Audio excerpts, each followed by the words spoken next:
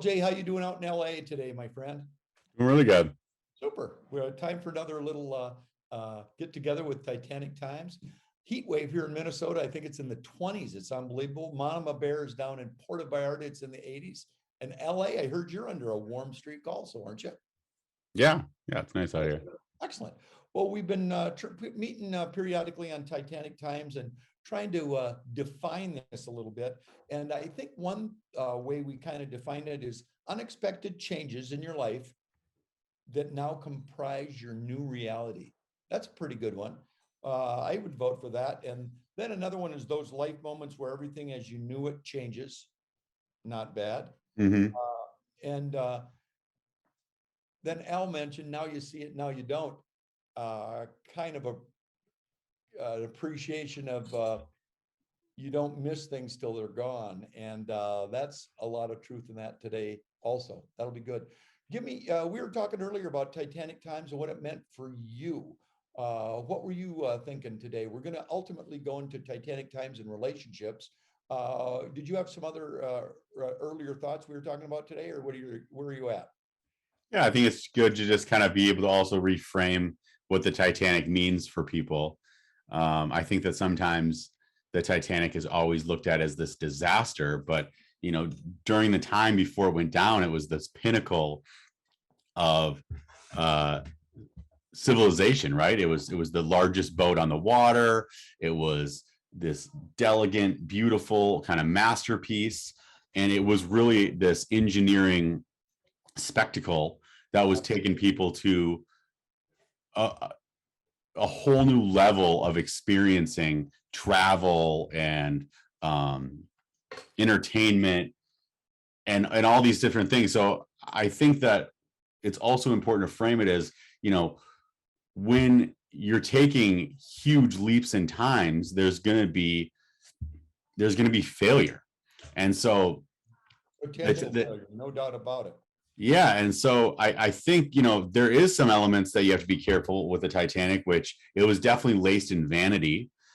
So I think when you're taking like big leaps forward and you're trying to break through and do something different, you're going to get recognized for that. And you got to be careful with what you do about that. And if you take it too vainly, it's going to really cloud your vision, which really ended up being some of the demise of the Titanic.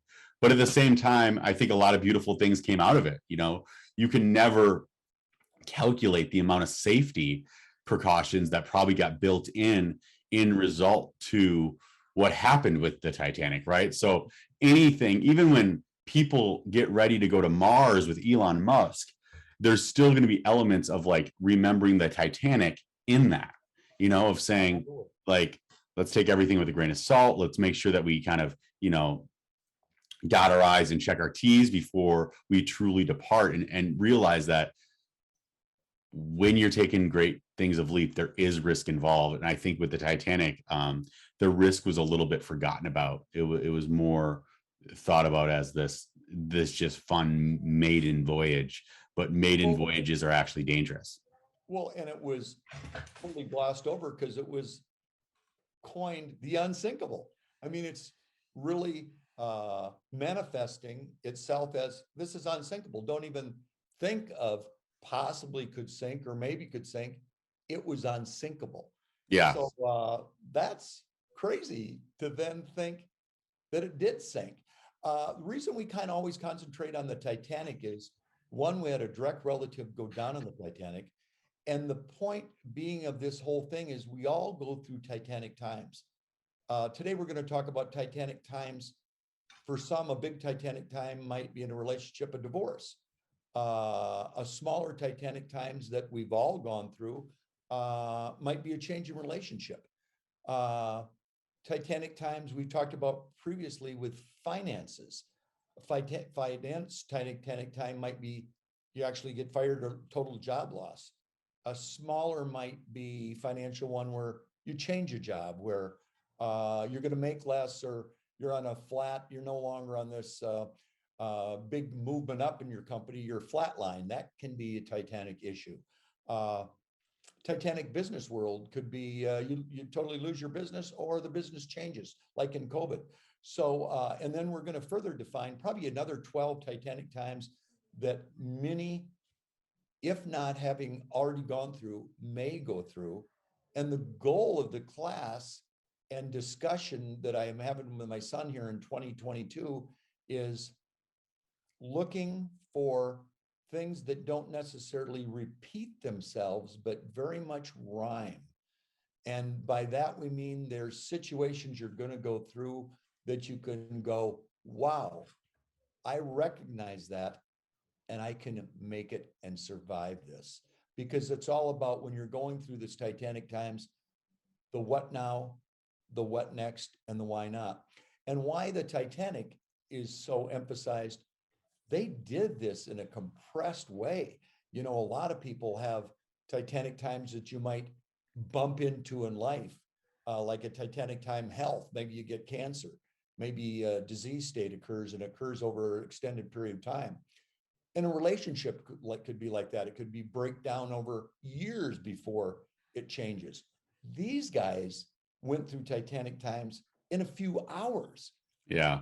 Literally from shortly after 10 at night on April 14th in 1912 to 222 April 15th, in like 4.5 hours. I don't know how many minutes we need to get that down. Their life totally changed. They went from dancing and revelry with the finest foods, if you're in first class, and the finest times ever up on first class deck with food and dance and just great expectation of the positivity of what's next. And as you saw in the movie Titanic, thing was going down in the steerage class. They were partying. They were looking forward to tomorrow. And all of them from about 10:30 to 11 to 30, holy cow, my what now is totally changed from this is unsinkable to I'm seeing water coming in. It's gone from non-existent to now my ankles. And then they went through the what next, like, oh my God, this is real. My life is not going to be as I expected. And then those who were fortunate enough to get off got to experience the why, what next, and the why not. I'm sorry, the why not the what next, the why not. And that about a third of the people survived. 1,500, I think, went down, maybe 700 survived-ish. And they had their own problems because anytime you get through a Titanic time in life, a lot of times you might have survivor's guilt. Like a Titanic time might be a car accident with your family and you survive and a sibling didn't. That's survivor's guilt sometime. And then also there could be really taking it to next level, like, and a lot of people suffered survivor's guilt and had a bad life after Titanic. Some turned it in to the why not and turned it into a life of servitude, like the incredible Molly Brown. She, who's a real life character, I think lived out in Denver, and she really took her life and said, I'm a survivor. What should I be doing with my life? And not only that, why not really do some great things? She became a great time philanthropist and did a lot of wonderful things. So Titanic is just reflective of all of our lives where we're all going through this and experiencing it in years or decades. The Titanic did it in like 4 hours. So there's a lot to take away from that, because as we've dissected it really carefully with LJ and I over the last 3 years, there's take-home messages on how to survive, get through it, and recognize there's some patterns here that if you note them, you increase your chance for survival. And that's what we've been going over.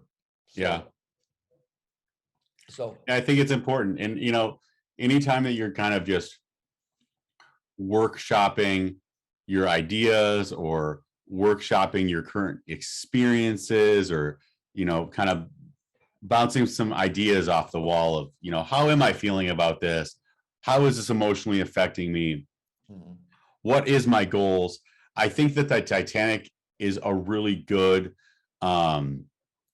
kind of space to work through. It's a really good analogy to be able to break down the finiteness of life, the infinite elements of legacy, but also the universality of, it doesn't matter like who you are, you can go through it, right? Like as you were articulating, there was the first class, and then there was the people that were shoveling the coal. Everybody was dealing with the fact that, hey, we hit the iceberg, we're going through this. And I think there's some universal icebergs in life that it doesn't matter who you are or what you have or what deck that you're on. When it hits, and you become human immediately. That's the type of things that we're trying to work through when we're talking about this. Like, we're really trying to talk in the aspects of, like, what are those universal icebergs in life that dismantle everything, dismantle class, dismantle anyone's life in any area that they're in. Whether you're going to a peace conference in Carnegie Hall, or you're just shoveling coal in order to get back and come back home in however many weeks that would probably have been during that experience. Moments happen that kind of will unroot all of it and could sink anybody. But at the same time, people lived, people died, people built legacies. Legacies did die on that ship. So I love the framework that the Titanic allows us to work through some of the thought processes that we all deal with throughout life. This process is really evolved. We never thought it was going to lead to this. I'm doing this book on Sink the Unsinkable on our relative W.T. Stead, who was the leading world in sex trafficking prevention. And we really wanted to highlight his great works and to bring it back to today, because it's real, it's brutal, it's raw, and it's happening. But in that process, LJ and I have been, I love the term workshopping, because that's what we're doing. We don't have the answers by any means. We're every time we get together, it's more questions, but we're finding commonalities and themes that continue to stream through this about man's humanity, how they respond to it, short term, intermediate term, and long term. And it's been pure joy.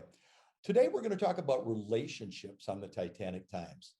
Think of that. I mean, Titanic times, we all have experienced that. The worst case relationship might be a divorce. And sadly, now I think it's 1 in 2 chance of a divorce getting married in America today. Of those who don't get divorced, another large percent might not be happy. And if you break the percent down, it's kind of comes out to what happened to the Titanic. 2/3 of the people didn't have the outcome they wanted. That's kind of like a relationship and divorce. 2/3, half that get divorced and another large group that aren't happy. Very reflective again in the Titanic. So we're going to specifically talk about relationships and going through kind of the Titanic steps that we saw. First one that comes to mind would be whether to get on this ship and sail with it or not. Think of like W.T. came that morning. He met John J. Astor on the dock. They were buddies. They met on the dock. W.T. always was a little late, could be genetic. John J. Astor was always early. John J. came down to the end of the gangplank, says, "Hey, W.T., come on up." And they go up the gangplank together. W.T. hated heights. And if you even watch the Titanic, it's kind of wiggly in the movie, and it's a lot of sounds and smells, and just kind of somebody, if you had ADD, it would be kind of a nightmare. Well, being in that realm, my genetics, I bet he was one of those that this is a lot to take on. Well, he gets to the top of the step. He's met by Captain Smith, and their rooms aren't ready that day. So Captain Smith, who knew John Jay and W.T., said, "Hey, guys, just take a step to the side here a minute, and your suites will be ready shortly." We're still doing some research. W.T. was in Deck C 87 or 89, can't define that. still working on where John Jay were, but they stood to the side and kind of commenced a little bit on where they're at, what they're doing, and what's going on, and did discuss this very issue. They were talking about so many friends that they had who decided not to get on the ship. That's interesting. So directly to your relationship, is this a relationship that I should be getting on and setting sail with, or not? Maybe this is something I'm going to try to get that sun out of your eyes. Maybe this is a relationship I should let sail without me, because fully knowing the Titanic didn't know at the time, but we know now that ship that's sailing in a relationship, 2/3 are not going to have the outcome they like. I'm going to speak total joy and to that, however, in that my wife, your mom, and I have been married happily 42 years, and it's been great. I would say still get on the relationship and move it forward. You're getting on a relationship, a great one with Eli. So even though there's potential peril out there, get on it and give it a chance. So that first step, is this a relationship you should sail with or not? Even WT and John J. Astor were considering it. One of their best friends, and I'm not going to reveal who that is, pulls up in a carriage while they're sitting there, and his niece of the week, they kiddingly called her, gets on and start heading up, and it's somebody that's a couple decades younger than this person that will be revealed, and all the baggage starts coming up. And as she's heading up, a courier comes up to this guy and gives him an envelope, or equivalent of a manila envelope today. He opens it, reads it quickly, calls up to her, has her come back down. They get in the carriage, and before they leave, he hadn't seen that John Jay and WT had seen him yet, but before he leaves, he catches their eye. Both of them catch their eye, and they look it down on him, and they know something's up. He does not get on the Titanic. What? He was literally, his friend was halfway up the gangplank, and they called it off. Wow, that's pretty interesting. And the book Sink the Unsinkable is going to go into much more detail on that. And those are some stories that we've been passed down through WT, through the Marconi system, because it had telegraph. But that's pretty interesting. And the take home in relationship, there's really time to pull out, even when the gangplank is there and you're heading up. There's a chance to get off until the ship leaves the harbor. Right. Once the ship leaves the harbor, you also think you're done. You're not. Just like the Titanic, some people got off and some people got on. They left Southampton. Some got off and on in France, Cherbourg, I think it is. So even in a relationship, even though you think you've left your harbor, there might be a chance to get off with some dignity and make amends and do it right and save things. Also, they left France and they had one more chance. People could have got off in Ireland, and some got off and some got on. But so the take home for relationships are: one, is this a ship you should be getting on or not? Or should it sail without you? Trying to do the analogies always the Titanic. Just because you left the harbor doesn't mean it's over. You still have potential other ports to get off on. So I think the Titanic does a wonderful job metaphorically in analogies of relationships. It's unbelievable. So any thoughts on that? And then I'll expand on kind of 4 or 5 more other issues. Any thought? I mean, you had relationships that you probably thought this is the right ship for me, and it wasn't. You found out, Yeah. start unpacking the luggage, that it's not the right relationship. Mm-hmm. And yet in reflecting, you're going, man, I'm glad that ship sailed without me, because Sure. There's other ships coming along, and you have the greatest ship now with Elof. It's what a great ship. Yeah. Well, one, I think always when it comes down to the divorce thing, I do have to always note that the divorce rate is wildly skewed. Absolutely. What that means is that one person is getting divorced for every two people that are getting married. So every marriage that happened previously within the last, let's call it 60 years at least, the day that they're getting divorced, two other people are getting married, that ends up being this 50% divorce rate, which is a pretty confusing number. And it's actually not very tracked well. When it comes to track well at all, because they don't, it started at a certain point. So people like your great grandparents, your mom and dad aren't even in the statistics, and none of them got divorced. Well, yeah, and it's also tracked state by state. So like you can get divorced in other states, you can get married in. So like in some of the statistics that you could read, like Nevada has one of the best like divorce rates because everyone gets married there, they don't get divorced there. And then also I think divorce rates have the lowest divorce rates because everybody gets married there. Best or worst, whatever you want to call it, right? But yeah, it has the most skewed one. Not all states actually track it. Some states track a marriage rate. Some states track divorce. Only a few actually do whatever. This is from like some of my stuff in college when I was in like Catholic marriage and something like this. My teacher brought up this fact, and I wanted to make it my end of the year project, and I was able to debunk a lot of the idea that 50% of people get divorced. That's just not real. And when it comes to when people say this is the worst divorce rate we've ever experienced, even with as hard as divorces are, that's not true. The worst divorce rate that we've ever had actually have happened was the 5-year span after World War II. Why did that happen? Everybody got married because they were fearful of going into World War II, or even some people who got married going into World War I. World War II happens, they survived. You get back and realize that you started to jump on ship with someone who you kind of did it out of the emotion of the moment, not after actually the love of the game. And so great point. So that's how sometimes that's actually, so this is not the worst time that we've ever had as divorce rates. Years after World War II was because of some of that. But on that paper, by the way, I did great on that one. I got an A on that. You should have. Yeah. To see somebody going, no, that's not right.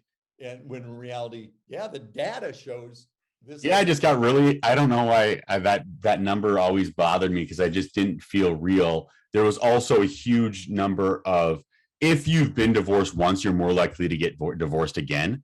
And so the individuals are getting divorced multiple really hit those statistics hard in favor of other people. So if you've done it once, you'll probably do it again. And if you haven't, you're actually doing great. Yeah. And so, but I do think it is so important, as a 34-year-old guy who now has found the girl of my dreams, that and it's not just the girl of my dreams, it's the partnership of my dreams. It's the life of my dreams. Which is going to be our next step. We're going to go on to that. Yeah. It's the individual that like, I want them to be half of the kid that we have. And then also I want them to have influence on that child, half of the influence on that child that's going into this. Hold up. Yang's calling 1 second. You take a call at Yang, and I'm hey, what's up? I'm going to segue right, mute yourself, and I'm going to segue right into the next project. And the LJ gave us a great segue. Look at his genuine studio. Is that this shows that we're very legitimate. I'm sitting in my little L's second room here at the Berkman in the embassy at the Citadel. And we have a kind of a makeshift Zoom room. LJ's right there making it happen in LA. This is reality. This is the way it's supposed to be. So number 2 in relationships today is going to be talking about who's the captain of your ship. And the captain of the Titanic was Captain Smith. And it was well known. It's Captain Smith. Then it went down to Light Trawler, and then it went down to Murdoch. And they had a leadership hierarchy on the ship. and that was the relationship they all had to each other. Marriage and most relationships can't survive a relationship hierarchy like that. It has to be altered in a sense that it's not a hierarchy situation. It's a leadership and shared values. Like LJ said, it's a 50-50 situation, but on different issues at different times. For example, my better half, Pam, and I, she would be probably 95% of the finances, and I'd probably be 5% as far as understanding and working with them. When it comes to planning a trip, I'm probably the 95%. I'm the one that's going to be planning it, pushing it, kind of coordinate where we're going, when we're going to go. And then when it comes to child rearing, 50-50. When it came to roles in teaching confirmation, Pam did 6 years with the gals. I think I did 3 years with the guys. So it's leadership diversification. It's not like a hierarchy necessarily where there's you're always the captain of the ship and then everybody else falls in line under that. That system can work in the high seas, not in relationship with a family. I think you have to diversify. Everybody has their little area of expertise, but then on the big things, you're all pulling on the same rope at the same time. So LJ, just emphasizing relationship by hierarchies and who's the captain of the ship. With that one, you segued me into that really, really nicely. You missed what I said. Any thoughts on that though? Captain of the ship in relationship to a family. Well, I just, what you and Mom have been able to do so well for me is being able to see the structure of the team. And I have a really hard time of seeing you both individually as a singular unit to see how that would work on its own. We don't want to see that. Yeah, like not to say that you don't have an iceberg. That would be hitting an iceberg. Yeah, like you, but that's because you both have done such a good job of embodying what it means to be in true partnership and to show different qualities and allow each other to flourish. You know, you let Mom like run the show, like she keeps everything straight. Our family like literally doesn't make any sense with her out, not involved. It would completely fall apart. I love the way the big fat Greek wedding did that, and our family does that. Make no mistake, I'm the head of the house. She turns the head. And then what you and I do a think good a lot job of guys benefit that idea. I'm the head, but the wife turns the head every time. And you do a good job of directing the ship, of providing opportunity. I think Mom is usually assessing where we go. So she really is like, okay, this is where we're going, and this is how fast we'll go, and this is our direction. But you're really good at going out there and saying, these are our options, right? So you throw, even we're on a trip, you'll throw 5 options down for what we're going to do during that day. And we all trust in Mom to be a little bit more of the assessor of what option really is going to make most sense. One second. Of those 5, what, hey, what's up? Are the defining 3 that you actually want to do? All Same right, love you. I'll see you soon. I would throw out 5 ideas for trips, and she would define down ultimately the best one that should be working financially, time-wise, and everybody's schedule. So it's really it's an art. It's an art. But and then within that, it has allowed us to be able to. I'm definitely a part of both of you, right? Like you've equally been very involved in my life, readily available in my life, kept us being the different like advice Mom would give me compared to what abstractly different, right? So important that we've to thinking that a partnership isn't the goal is a big lie that I think our cities, what our culture's telling us. One, it's telling us that we only singularly need ourselves, which we need ourselves. We need trust in ourselves, but we have to build these faith, friends, family. God bless the USA. all of these things. And what that really encapsulates is, where does it start from? It starts with your faith in God, your belief in what you can do with that faith. But immediately you need to be surrounded by a captain of the ship that's willing to row in the direction that you are. And picking a partner that is on the same mission you is so vitally important. Where you're pulling the same way on the same rope. Absolutely. And that's not about, oh, we like the same restaurants, we like the same food, we have the same political beliefs. I like to be around you.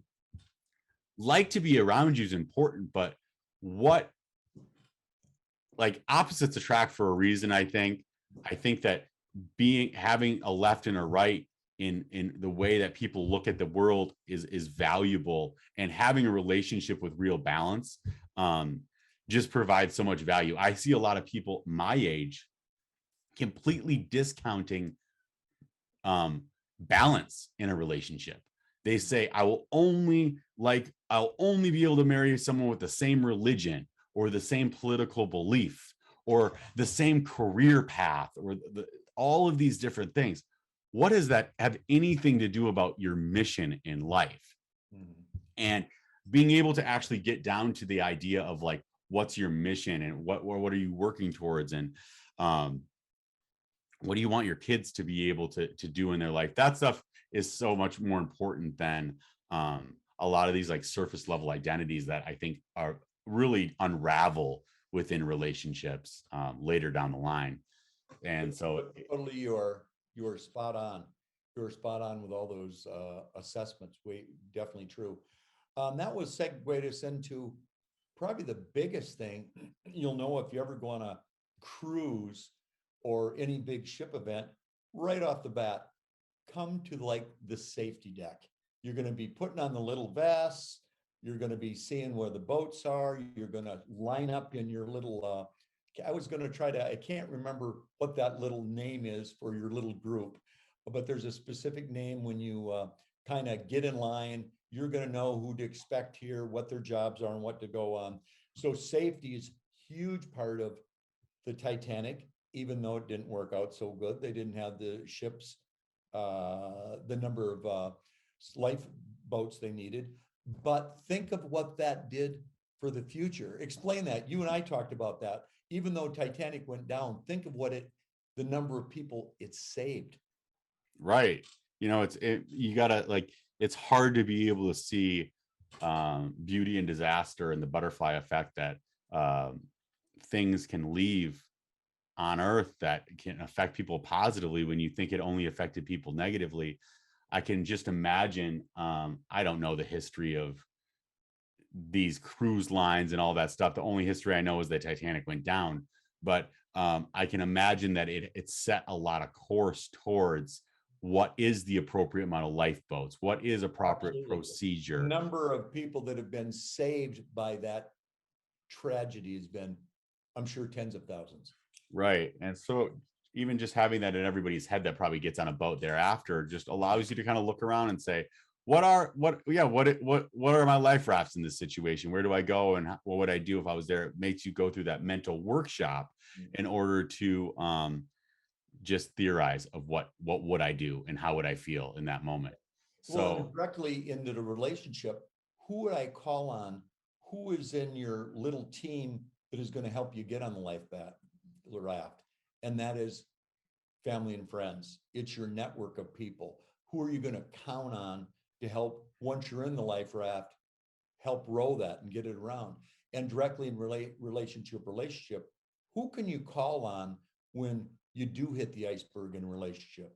You're going to be calling on friends and family to help you understand where you're at, where you're going, and try to work through. And you and I both had many friends that and family members that you have to help navigate them through these times, and help them get on a raft or a lifeboat that they can, ultimately they got to save themselves, but you can help them along. You can help them. Yeah, 100%. And the whole idea of community is just such a valuable thing. Mm. And one of the things that I found with Elof that's been one of the most beautiful parts of our relationship is how our different identities of like a guy and a girl, not to say that's the only way it's supposed to work, but of our different ethnicities, of our different backgrounds, where I'm from Minnesota, she's from LA, how because we're looked at as a singular unit, but at the same time there's different inputs into that unit. So there's young men that are able to kind of seek refuge in some of my thoughts and my ideas, and say, hey, let's go do things, right? Like let's go to the beach, but when we get to the beach, we want to ride bikes and we want to get scooters and blah blah blah. When the girls are like, hey, let's get to the beach and let's jump in the water, right? Your relationships can create different inputs of the way that you can impact things. And that's what's so cool about even when a community is looked at as singular unit. Look at the way that, even let's zoom way out, as crazy out as you can. Let's look at the way that America is looked at as a unit for input. And with a collective identity of like, oh, these are the rules and rights and the values that this kind of organism values and is pushing towards, it allows other people to feel more approached to it. They say, oh, I want to be about that too. I want to be involved with that too. And that's what the migration is all about. These people at the southern border and now northern border, some have been coming from the north and have trouble, which is a disaster. They want to be part of that. And there's people that are trying to get through quickly, and there's people that are lined up for 10 years trying to get through, but ultimately they want to be part of this great experiment. America's a great place. But that's what I just think so cool about a family unit, a community unit, the engagement that you're bringing your talents to something. Maybe you're the entrepreneur, the marketer, the writer, the home taker, the artist. When someone sees that family unit, they go, oh, this is the way that I would feel comfortable with being involved with that. So if you're trying to create something of like legacy, something that's like in creating impact of optimism, hope, and comfort for people, it's fun to see how you could be a part of a unit and your skills can be of value, and the other person's skills can be of equal value. It's just used in different ways. Or you can play good cop, bad cop. When you're dealing with a certain difficulty, you're like, hey, let me take a shot at this person. Let me see if I can kind of work through and talk to them about the way that we're both viewing this thing. There's so much strength in it. Oh, absolutely. And then yours even go back further, both of you. It's so unique, your relationship, I think, in that you're Minnesota, but one step back, you're Swedish and Norwegian. One step back, she's Iraq. Within the Swedish Norwegian culture, you're probably a little bit more stoic. I don't know if the Steads were stoic, but the culture per se is more stoic. And we're probably Lutheran heritage. Iraq is probably not probably is Muslim Islam, and probably a little bit more expressive. So yet you both have come together because your faiths are different, your religions are different, but your faith is the same. Yeah. Family is so important to both of you. Friends are so important to you. Foundation of freedom and ultimately peace and leading by example, making it happen. And you guys really come together with service above self. So I think you have wonderful things going, just like your mom and I had. I think we're totally, totally blessed. This is going to segue from this safety into a safety now in relationship that's really difficult. And you'll have to help me on any Titanic analogies, but safety now with relationships is as far as Tinder, Bumble, Match, all these is really scary. That's looking out from the Titanic on the from the deck, and not only anticipating that icebergs are out there, these icebergs are out there. When you're on Tinder, when you're on what's this Bumble and some of these new ones, what do I know? Yeah. The icebergs are really out there. So really be careful in those new relationship issues. And I do know that I've had dozens of friends, male and female, on all those. And it's really a challenge because on those, many of them break them down into the right person, 1 out of 100, or the other 99 fall into relationship challenges of one, the person is third of them have really financial difficulties. Two, they might have children with really challenges behaviorally, which are a challenge. And three, the person themselves might have some issues mentally, emotionally, that it's a challenge to take on. So my friends will kind of break it down into those three categories of those are icebergs out there that the person you're talking to, find out emotionally on their iceberg. How are they doing emotionally?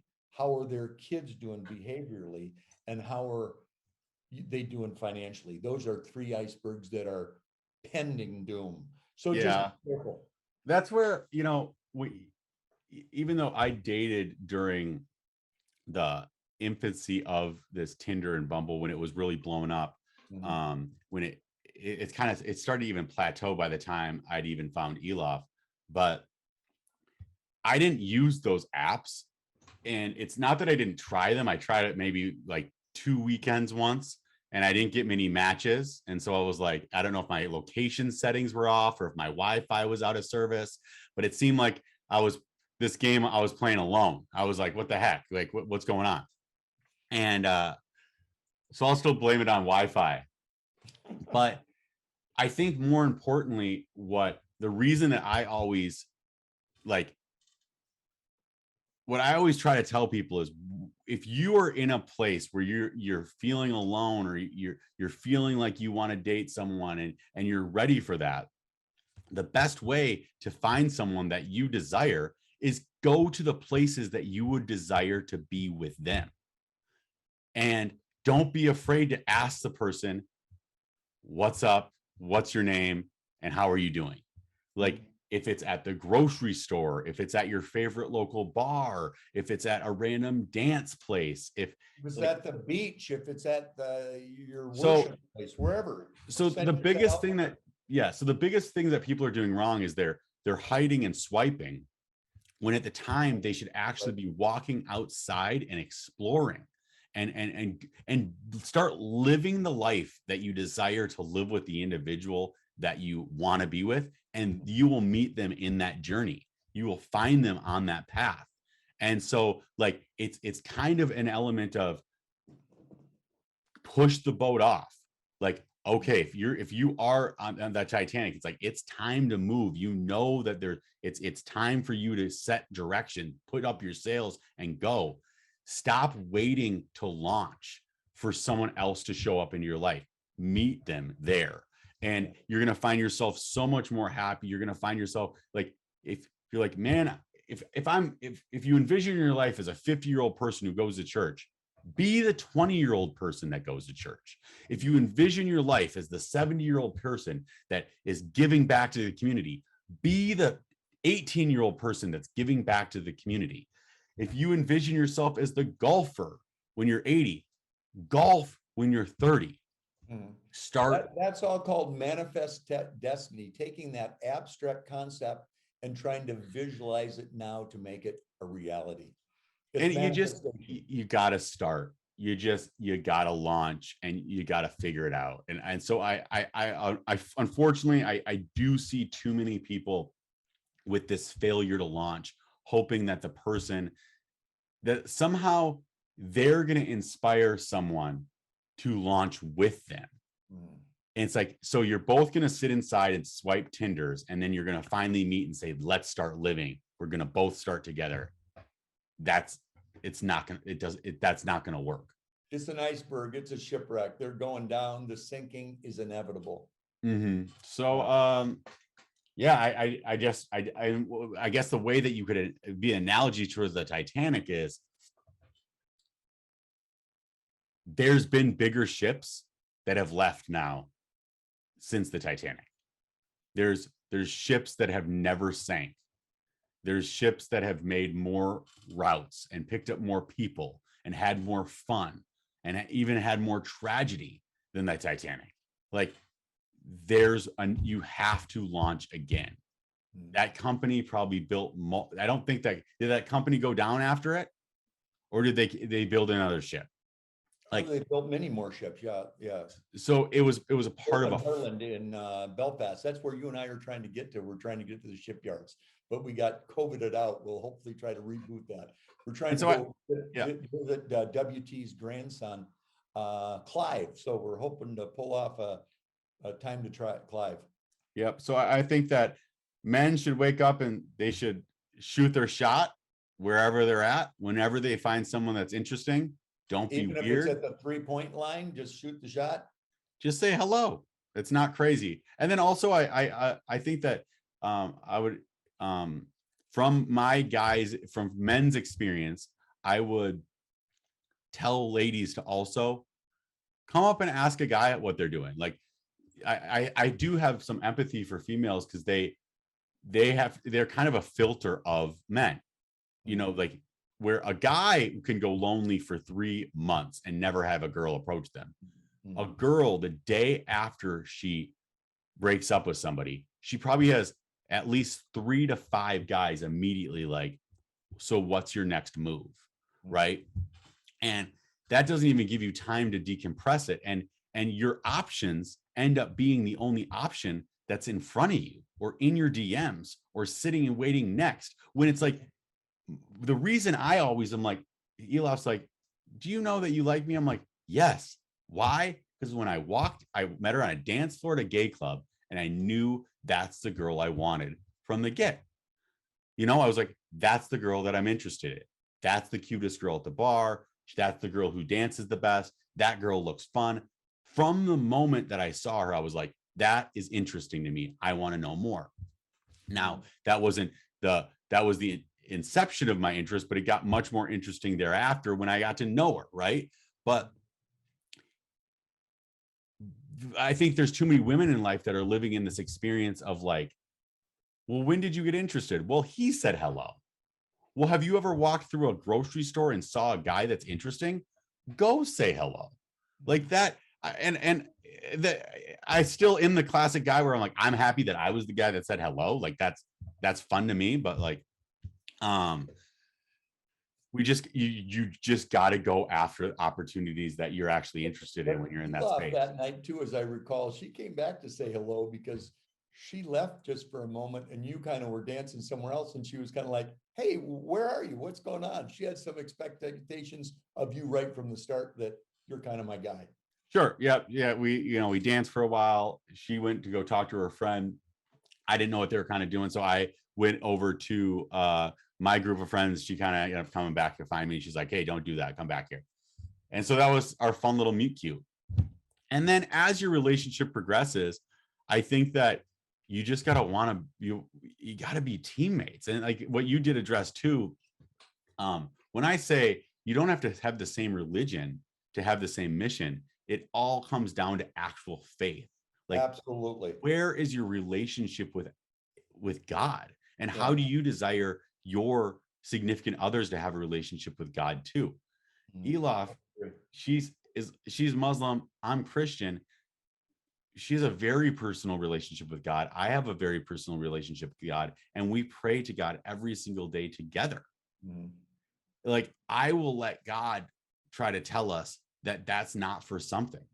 I have a very hard time believing that we aren't built uniquely to be able to be a team, a partnership, a love that's able to transcend these bullshit expectations. Because you have so many people from either side that a person will come up to me and be like, are you sure you want to date like a Muslim girl? You want to marry a girl? And then she'll have guys, or even guys will come up to me and be like, how are you going to date someone or marry somebody that's not your same religion, when it's like, and it'll be an Islamic guy?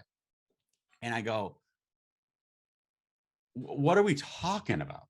Like, that almost disproves your faith by even thinking that you don't believe that God can be bigger than that. If it's actually someone that you love and trust and dearly are like, this is my person.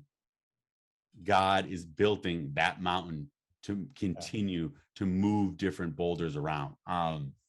Directly transitioning or directly to what you're saying, faith is greater than geography. And I'm going to explain that. Mm-hmm. Faith is greater than geography. Your religion is determining your your geography determines your religion. Your geography does not determine your faith. If you were born in Iraq, you would be Muslim. You would be the hardcore Muslim ever. Right. She was born in uh, um, Minnesota and raised as a Norwegian and Swede, she'd probably be Lutheran. So geography determines so many times your religion, but not your faith. Your faith transcends geography. Give Right. that a little deep thought. And that is so true. So true. And it's dead spot on. And that's why, like, and I still have my opinions on the Christian faith. I think that it's the most inviting. I think it's the most gracious. I think it's the most beautiful experience. I think it invites community. I think it's the easiest way to inspire more people to find faith and build a relationship with God. And but that doesn't mean that I don't think that there's other ways to start building that foundation, and start building that relationship. Because at the end of the day, you got one creator that was like, I want to have a singular relationship with you. And by any means necessary, that relationship was going to start, whether it was through Judaism, through Christianity, through Mormonism. If that relationship got injected into that individual through any of those pathways, what are we talking about? Now, on every single side of religion has there been very corrupt, mainly dudes, that have injected their own beliefs, their own fears, and their own corruption to be able to divide us and not unite us 100%. And that's just the truth of it. Like, I don't think that it's, God never told us to fight for him. He told us to love like him. And that is so good. We're going to repeat that. God never told us to fight for him, but to love with him and like him. And like right. him. And so that's what Christianity is to me. And so that's the message that I've taken from that. And so to create division in those spaces is crazy. And there's also great passages in Islam and with it that will talk about how it's better to have relation with a Christian or a Jew that has the same rigorous faith in God than someone who claims your same religion but isn't actually about it, that doesn't work towards that relationship. And so there is unifying space in all of this that is way too discounted, and usually people's fear is what gets in the way of their relationship. Totally agree. Directly related to that, I'm sitting on the floor we call the Citadel, which is in the building called the Embassy, right across the street from Mayo Clinic Hospital here in Rochester, Minnesota. And there's 22 countries represented in this building. It's wonderful. It's unbelievable. I'm the ambassador. I'm the embassy ambassador. That said, my best relationships now have been fostering and developing with many people from the Middle East. 3 of my best friends are from Kuwait. 2 are Sunni, 1 is Shia. And we had an opportunity to do a Christian Bible study with them. And we went to about 10 meetings, and they were kind enough to go with me. And then we'd rank afterwards the commonality. We weren't looking for differences. It's easy to find differences in people and culture and religions and appearance. Bag the differences. What's the commonality?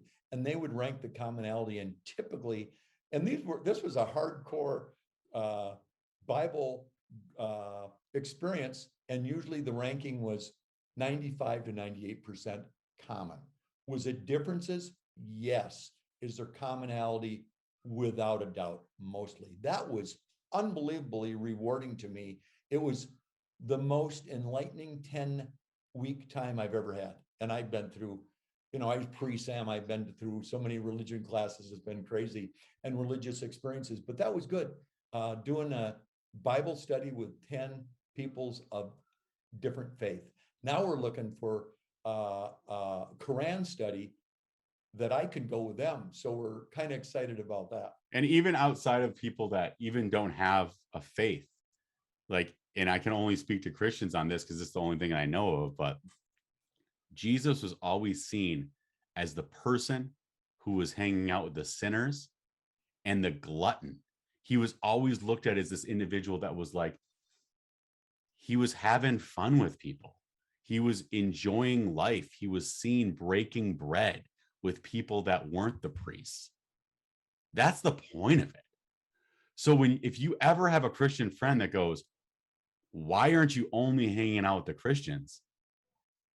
You tell them one thing, because I'm doing what Jesus told me and taught me to do. The only time you really saw him with the high priest is when he was flipping tables in the temple. So what are we talking about? Yeah. And so that doesn't mean that I don't think you're not supposed to have a beautiful religious community that helps you strive towards that goal. But those are really supposed to be more halftime speeches. The game is about being outside of the community and building towards something. Okay. I love that. That is so true. This brings us, well, to show you how raw and real this is, I'm going to get up. I see the sunset is going down here at the Citadel, and I've got to open the window because it's drop dead gorgeous. So to show how raw and real, if you want to give a mini rant on anything for just like 2 minutes here, I'm going to open the curtain, go to the bathroom, and be right back. And well, I can give you the next step is going to be on rescue fantasy.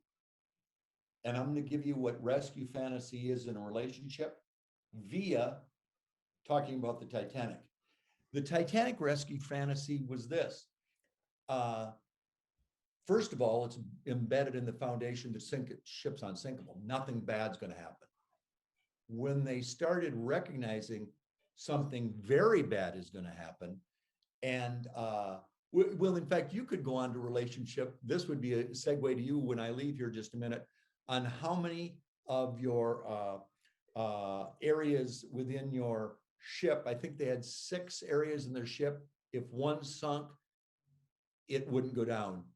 2 areas sink, maybe 3, it's done. If too many areas start to sink, you're going down. You're going down. So maybe talk on that. But his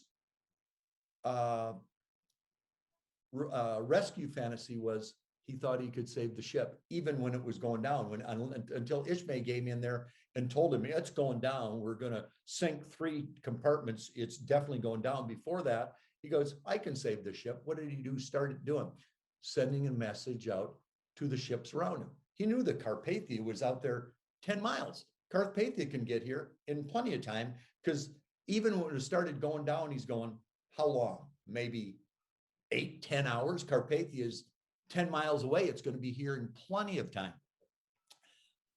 And not till the more the ship's things started sinking did he find out it was going to happen quicker. But his rescue fantasy was Carpathia is right out there. Maybe even another couple ships are out there. And we're going to get into this conspiracy book, Sink the Unsinkable, because there was a ghost ship out there that many referenced to. What was it? Who was it? And why didn't it come to their rescue? But the rescue fantasy immediately started putting out on this new thing called Morse code. Please come. We're in distress. You need to come. And I apologize. I should have done a better preparation today. This shows you how raw and real we just hit the ground running every time. There was a process they had to go through and a certain code they sent out that would let people know that we're in trouble. And so he set that out initially 3-4 times. They're going to be coming. Then they didn't. Then he started setting it out quicker. And then he realized, holy cow, I forgot there's a whole new system out there called SOS. SOS literally had just been started. So they had to change the code to, was it dot, dot, dot, dot, dot, something like that. We're in trouble. So then he started sending that out, thinking by changing it, doing it more quickly, definitely somebody's going to come. I can still save this ship. It's called Rescue Fantasy. It failed.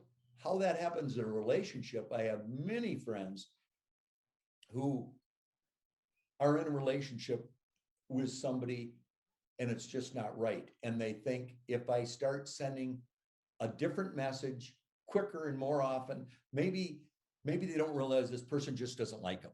And then they start saying, well, what am I doing wrong? Just like Captain Smith was saying, well, what am I doing wrong? I'll send out a different message. Instead of always going to the movie, we'll go to the beach. We'll do something different. We got to do something different and do it faster, do it in a different way, trying to get the receiver to now accept it. Just like Carpathia wasn't picking up that night, the ghost ship didn't pick up. Nobody was picking up the signals. Same way in relationships. Just because you change your methodology, just because you increase the frequency, just because you do whatever, you might be just like Captain Smith. It's a rescue fantasy. It isn't going to happen. So maybe expound on your little idea on that. I'm going to open up these curtains and be right back. Do you have any thoughts on that? You had any friends? Well, yeah, I mean, I even think it's like, I think we're in an interesting space right now, like even as like a family unit, where, let's talk about myself specifically. I'm in this space where got kicked out of my company that I started about 2.5 years ago now, I want to say. And which was a relationship, by the way. That's a relationship. Right. Getting married in July, thinking about what a life looks like, wanting to be able to build a life for a family, build a legacy, or maybe sometimes let's like not always think about the legacy until you can figure out what does the next 2 weeks look like, or the next month. Like, how am I able to support the boat in general? And right now, I think that I'm in this space where I got to recognize that things are sinking, right? Like, until I can figure out what's the best direction to take and how to actually monetize what we're building towards, I need to find space to do it. Do you need to look for a life raft? Do you need to put the boat in a different direction? Is it time to go in the water and start swimming? I can kind of feel that we're all in this looming territory, that we have huge change coming. And we're basically trying to build another boat, as the boat that we're on is taking on water, financial water. There's a lot to support. And I've been getting supported for so long by my family and through different endeavors. That ship needs to be recreated, or a new ship needs to be sent off, because we're kind of on a sinking financial ship as far as a deadline goes on what the next departure needs to look like. We have a time frame of when we need to launch the next boat, and we're still trying to figure out like really what that boat is during this time period. But I know that we're moving on it. We're building towards something, but it also can get scary when you know that there's water coming on. It's for sure gonna sink. And kind of what can you float on, or what can you, hopefully less about floating, but what can depart after that thing sinks. Initially, like you can Google this. That's what's fun with the Sink the Unsinkable. I've made up nothing. I mean, very, very little is fictional. It's all Googleable. It's all real, and it's out there. For example, Stead and John J. Astor were found on a raft.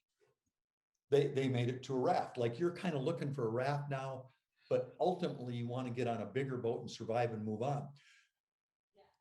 I will reveal in the book that a boat did come up to them. One of the lifeboats did help get them on the raft, but couldn't quite get them in the boat because these people were of smaller stature, and getting on those lifeboats is tough. Bringing like a person and pushing them up.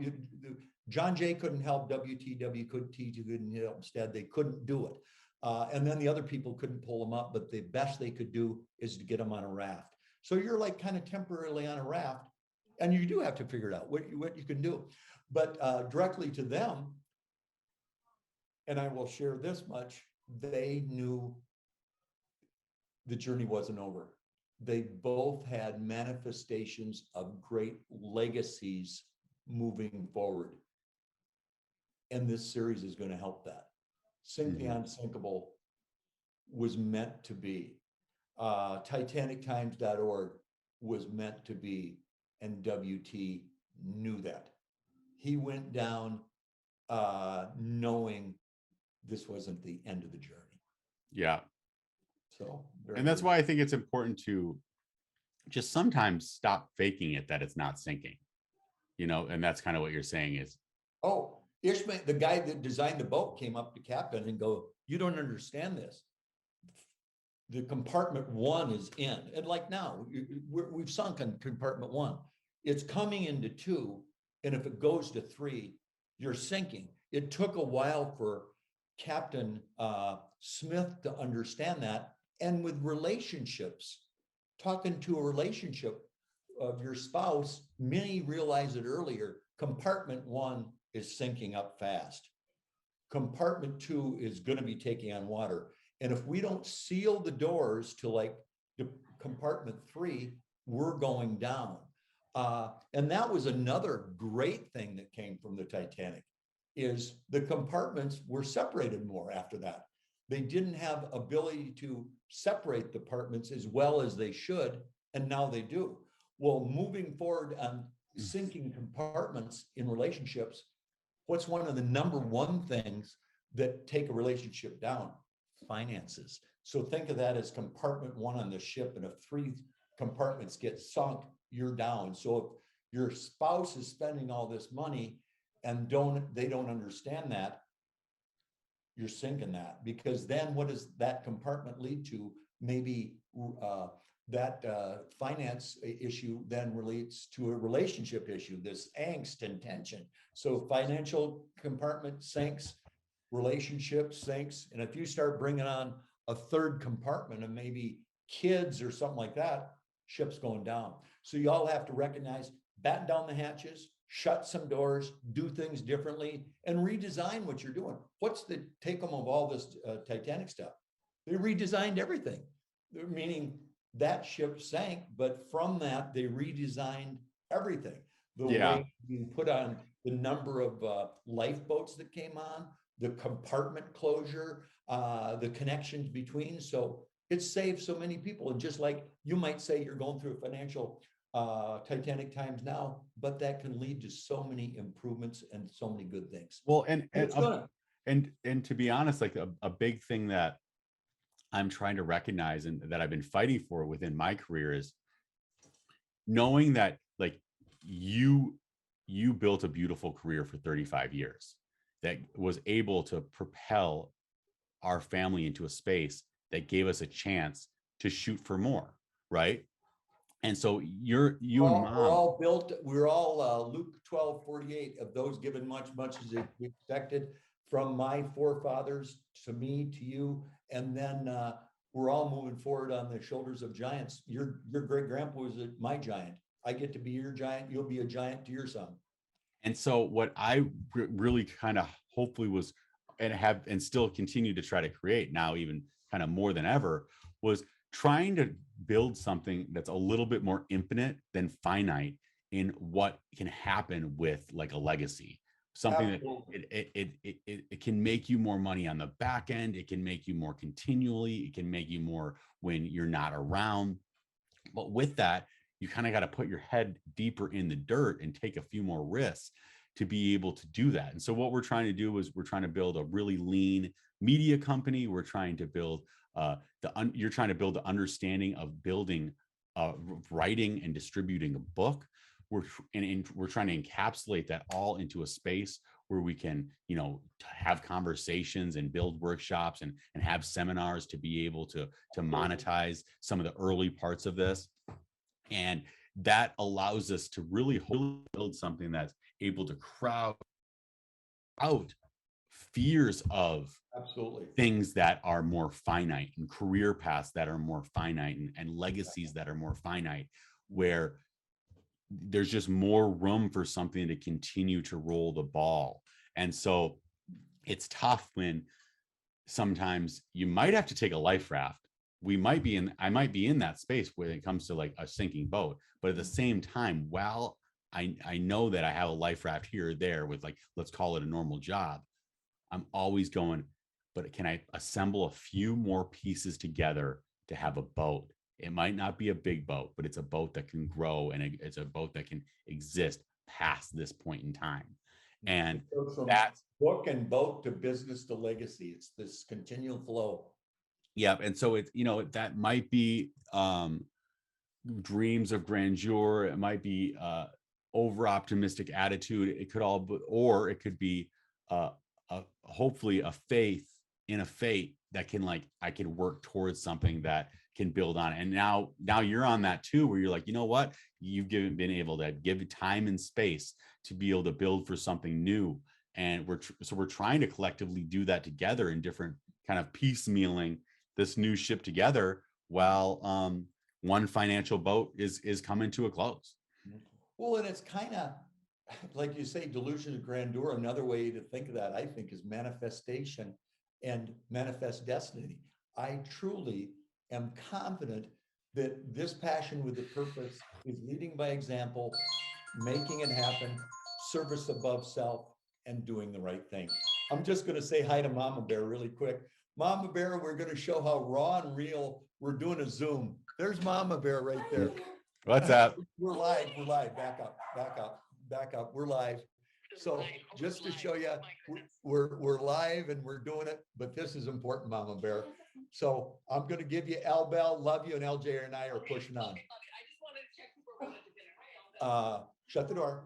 And that's where, like, I don't always know where our legacy in this is, but I think that at least in our DNA and the way that myself and you have been able to discuss it over time, is this is where we really have always felt we do best, which is in this kind of like media environments, storytelling, conversation, internally optimistic, trying to rally the crowd towards hoping for more, with the passion to helping others. It's all about service above self.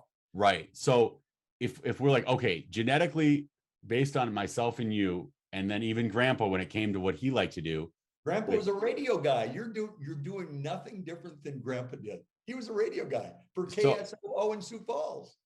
So I look at it and say, well, at least I have to be the person that's willing to start tinkering with this a lot. I have to build an understanding. I have to build in the roots. I have to, like, start setting the foundation to do this. For there's no more woulda, coulda, shoulda in our family with this kind of stuff. And then you've been like, there's no woulda, coulda, shoulda when it comes to publishing a book. Like, it's happening. You've taken those steps. You've written down those books. We've pushed off from the harbor, and it's fun on how many are positive. The family's been incredibly supportive. This wouldn't happen without you and Mom. You're 99% of TitanicTimes.org and Sink the Unsinkable, because when I was running into health and really financial issues, your mom said, you've always wanted to dive further into this. Do it. She literally manifested my manifestation and said, make it happen. And you've done the same thing. I didn't know anything about IT, or I couldn't even turn on a computer literally going into COVID. And now you got me zooming and doing this and that. It's wonderful. But I think the ship has left the harbor. It's going from book to business to legacy. Sink this Unsinkable is going to happen. TitanicTime.org will live forever. It's out there. It's a legacy now. help push it out in the water. And you and I will continue to add to it. Your family moving forward generationally will continue to add content and videos and correct our wrongs. Because a lot of times it's like we would always say, never let the truth get in the way of a good story. We try not to do that, but we do really believe in, all being said, I could be wrong. There's going to be corrections on the way. For sure. Well, last thought now is the final thing in the Titanic relationships. And these are just things we've gleaned from reading the books, of which there's probably 24 by WT. That was probably the biggest challenge as I got into trying to enter the author world, is this guy. I didn't realize it was such a prolific writer, a prolific mind. He was involved in his family, in politics, in the peace movement, and he had an opinion on everything. And he articulated in word, which is not our forte. You and I, our written word is not our forte. Ours is setting up and just chatting about it and Right. doing it raw and real. And he might have done that too, but his pen was unbelievable. So trying to do justice to his movement, which was preventing childhood sex trafficking, has been a far bigger job than I ever thought. And I think there will be more books to come, but I'm just trying to push this first one off. And it's going to happen. The back third's already ready. We already have gone nationally and live with teaching doctors on how to address and identify childhood sex traffickers that might present in the office. So that's the biggest push on him, WT, and then trying to put in the forward to really what happened to the Titanic even before it sailed. So what if sinking the Titanic was no accident, sinking the unsinkable? And I like the change you made on the top of the book. You go, what did you put on the top of the book? Sinking of the Titanic, it was no accident. Sinking the Titanic was no accident. So you shortened it up and made it improved. Sink the unsinkable is happening. Final one, and gleaning information, was those who survived. We kind of put too much emphasis on those who passed.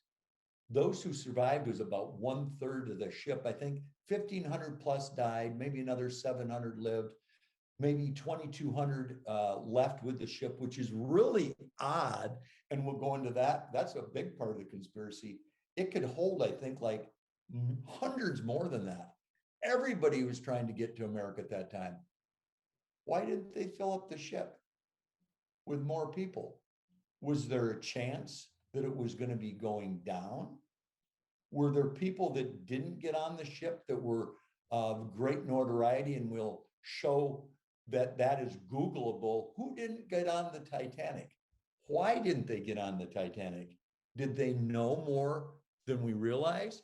It's like, to take it to the modern day conspiracy, 9/11, there's people that didn't go into work that day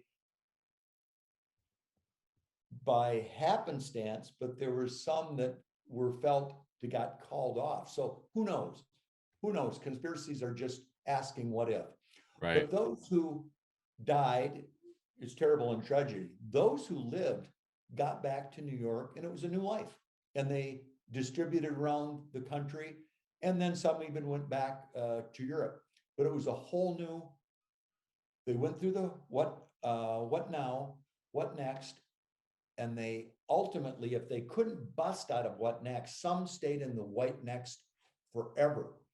But if you could go into the why not, it was a lot of in the what next got stuck into survivor's guilt. I survived. Why did incredible unsinkable Molly Brown survive and a lot of others didn't? She struggled with that. And a lot of other people did struggle with that and never got beyond the what next. And in life, you have to get beyond the what next and push on to the why not. Like right now, you're doing the why not. It's like, why can't I do podcasts? Why can't I be a stand-up comedian? Why can't I do these other things? And if you can successfully get to that why not, doesn't mean you're going to be successful in that. But even entering the why not increases your odds exponentially of the why not working out. And the take home for that one was Incredible Molly Brown, where some struggled and never made anything of their life. She said, why did I survive? And I'm going to do something with my life. And she became a great philanthropist, an outspoken critic of many things that were bad. And I believe she was in Denver. We got to get out to her home at some point. I think at some point, Al, and I think you said, as we wanted this to grow to seminars, coaching, teaching, navigating, and helping people, but everybody else brings in groups to like to LA or New York and Miami. We're never going to do that. We're going to be on a cruise. When you come in, when the 20 heads of companies come in to learn about the Titanic, I want to have you on a cruise. That will be a little edgy. That will be a little edgy because we'll maybe make them experience some of the challenges the Titanic went through, like sending a message out, we're sinking. And they know they're not sinking, or are they sinking? So, but Survivors Guild played a big thing, but like in life, if you can get beyond Survivors Guild and get on to why not and make something out of it, like Incredible Molly Brown did, it's incredible. Just like anybody in a relationship. Say they broke up and had a divorce. They went through the why not, or they went through the what now, what next, and why not. And they might say, why did I have to go through this and friends of mine didn't, or whatnot. You need to retool and have a relationship with yourself and bust out of that and get to the other side and do great things for other people. So interesting conversation today on relationships. And you can see this is real raw and real. And this is, we just throw out what is going to be the concept. Like last week, we talked about finances, this week, relationships. I think I'm going to propose we do go over business and the Titanic times considerations for the business world. And I know you'll have a lot to contribute, and I will too. So we'll reboot up in next week. My daughter stole my phone. I think she's ordering DoorDash tonight. What do you guys got going tonight? Any final words on Titanic times and relationships? And others, this will be something we'll add to it because I think there'll be things we'll miss. Hopefully your kids and your great grandkids say, I can't believe they studied the Titanic and didn't come up with this analogy or metaphor or whatever. But that's what it's all about. We don't have the answers. We got the questions. I think that's what an Episcopal priest would always say if somebody came to them for, Father, you got to help me. I'm struggling with this. What's the answer? And the Episcopal priest would always go, son, I don't have any answers. I only have questions. And that's good. And that's where we're at. We only have questions. And all being said, we could be wrong, probably are wrong on a lot of things, I think. Yeah. So, any final words? What are your thoughts? What time is it? Have we gone about an hour in the raw and real world? We always try to keep it at about an hour. Yeah. And we're going to finally start posting this stuff, which would be great. I think it's important too that when you're thinking about relationships on building something that you hope to build, was it a business or a career or finding that loved one and that spouse, is just put yourself out there, like ask God for it, ask the world for it, pray bigger prayers. That might be one of the things that God says to you when you're done. He's like, why don't you pray bigger prayers? Why didn't you try to push bigger boats off the dock? Like, I'm here. Like, you can pray whatever prayer you want. And sometimes what I mean by that is, don't be surprised that other people are going to be excited and impacted by what you're trying to do. You're going to have the naysayers are kind of fun. It's, dad's writing a book and that seems crazy until you put up a picture of the cover. And then people go, whoa, that I didn't think I'd ever see the picture of the cover. Now, after, some edits and rewrites and all that stuff, and finding who distributes it, will that be the main picture? We don't know. But what that will always be is it'll be the picture that started it. It'll always I be like that. the retro. It'll always be the classic, right? And so just launch sometimes, and realize, like, even with that, like, you're able to put up some of that art, and that's going to inspire you, right? Because Oh, it that gives totally you a little inspired bit me. of a lift on your sales, and you're like, shit. And what'll also happen through that is we're going to have people say, who are you publishing it with? Can I connect you? Mhm. Do you have anybody that's editing it for you that you really Totally, trust? absolutely. People are now stepping forward and going, I thought this was a bogus joke, and now it's manifesting. Particularly, not only the cover was good, but when you put up the start of the website, because that gives it a little deeper of the what now, what next, why not. People are getting, wow, you guys are thinking this out. This is starting to make sense. And now when you start posting these very raw and real chats, it'll really become real, because they're going, this is fun. These guys are really trying, and their Mhm. heart's in the right place. And this is pure joy. This is pure joy. Yeah. So yeah, don't be surprised that you'll be able to find a tribe in the dream and desires that you have. Like, be authentically true to what you hope your life looks like, what your day looks like, what your community looks like. Be that, walk that, and watch people that have that same idea and that same mission start surrounding you. It will be in your spouse, it'll be in your kids, it'll be in your next door neighbor. It'll just start happening, and it'll there'll be people that surprise you. There will be people on this journey of writing this book that will surprise us.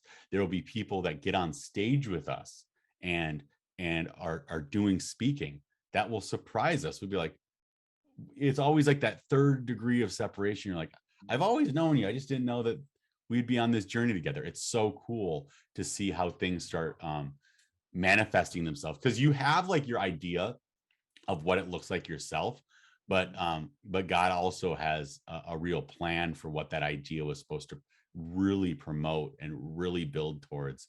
And so it's also a fun journey. Well, and I got to give a shout out to my buddy Tommy Deardahl, who just took me down in my rehab for COVID long hauler down to Scottsdale.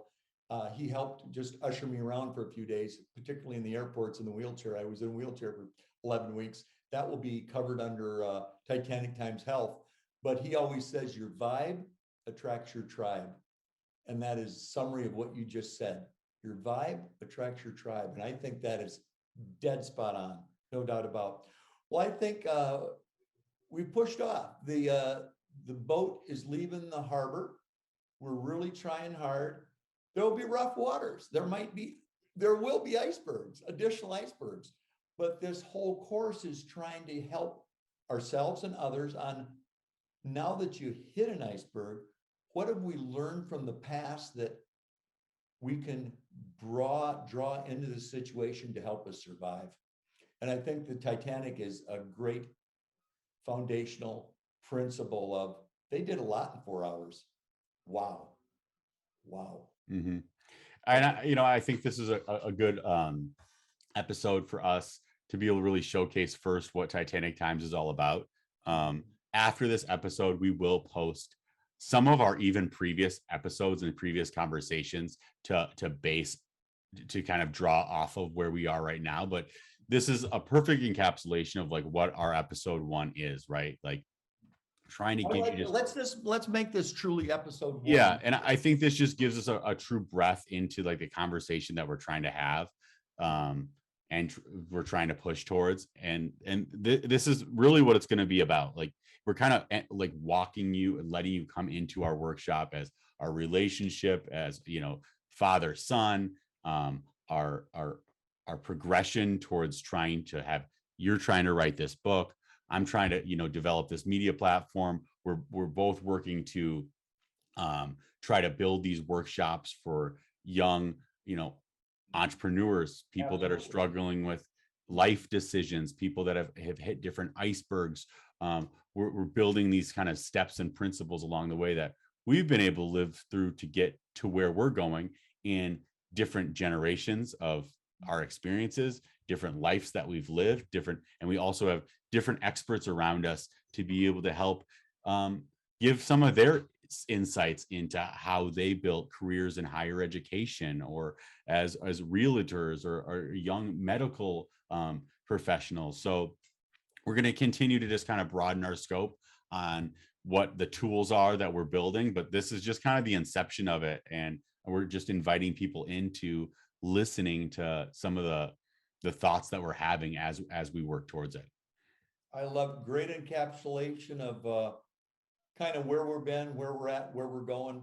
And I know both you and I are on the same track of manifesting this to helping others. You know, we're really trying to lead by example, make it happen, service above self. You know, some might think that's, that rant's coming, but it's true. It's pure joy. So Godspeed, LJ, really appreciate it. And let's post this puppy and let's see what happens. All right, love you. God bless. Bye-bye. Stay with me.